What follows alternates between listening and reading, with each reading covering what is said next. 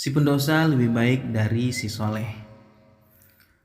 Belakangan ini kerap bermunculan pernyataan atau postingan himbauan untuk jangan memandang rendah pelaku dosa dengan mengatakan pelaku ketaatan belum tentu lebih baik dari pelaku dosa dan pelaku dosa belum tentu lebih buruk dari pelaku ketaatan. Tidak salah, karena memang memandang rendah orang lain betapapun kekurangannya bukanlah akhlak Islam, apalagi urusan dosa, karena itu hubungan hamba dengan Tuhannya.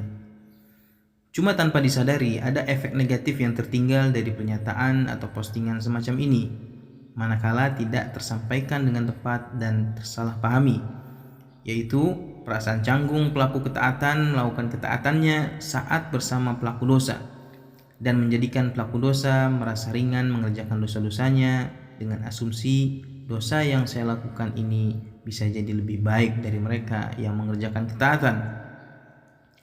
Dalam urusan rendah merendahkan atau hina menghina, pada kenyataannya sebenarnya siapa yang merendahkan siapa atau siapa menghinakan siapa? Tentu kalau dalam pernyataan postingan itu yang tertuduh adalah pelaku ketaatan yang merendahkan pelaku dosa.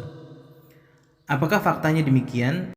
Al-Quran sudah memberitahukan fenomena ini sejak 14 abad yang lalu, seperti yang termaktub dalam surat Al-Mutaffifin ayat 29-32. Ayat 29 menyatakan, sesungguhnya para pelaku dosa mereka menertawakan orang-orang yang beriman. Ayat 30, dan apabila orang-orang yang beriman lewat di hadapan mereka, mereka saling melirikan matanya. Ayat ke-31, dan apabila orang-orang berdosa itu kembali kepada kaumnya, mereka kembali dengan gembira. Ayat 32, dan apabila mereka melihat orang-orang beriman, mereka mengatakan, sesungguhnya orang-orang beriman itu benar-benar orang-orang yang sesat. Ternyata faktanya pelaku dosalah yang sedari dulu menertawakan dan melecehkan orang-orang beriman, dan itu juga kenyataan yang kita dapati sampai era milenium ini.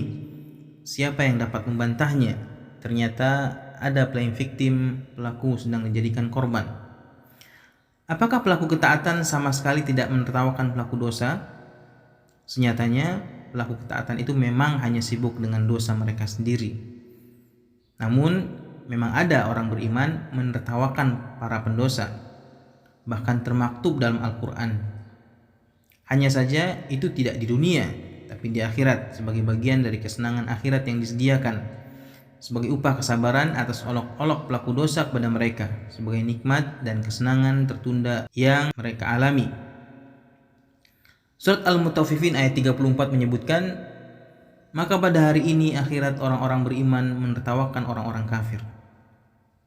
Sehingga bagi pelaku ketaatan, teruslah lakukan ketaatan saat sendiri maupun bersama pelaku ketaatan lain atau saat bersama pendosa, karena ketaatanmu bukan hinaan baginya dan nasihatmu bukan untuk mengolok-oloknya.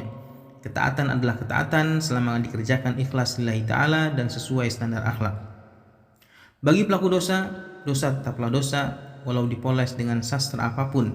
Ia tetap dosa dan tidak akan pernah dicintai Allah. Katakan pada diri, wahai pendosa, berakhlaklah dengan akhlak pendosa, merasa hina di hadapan Tuhan dan makhluknya. Dengan demikian, semoga dia berkenan menghampirkan hidayahnya.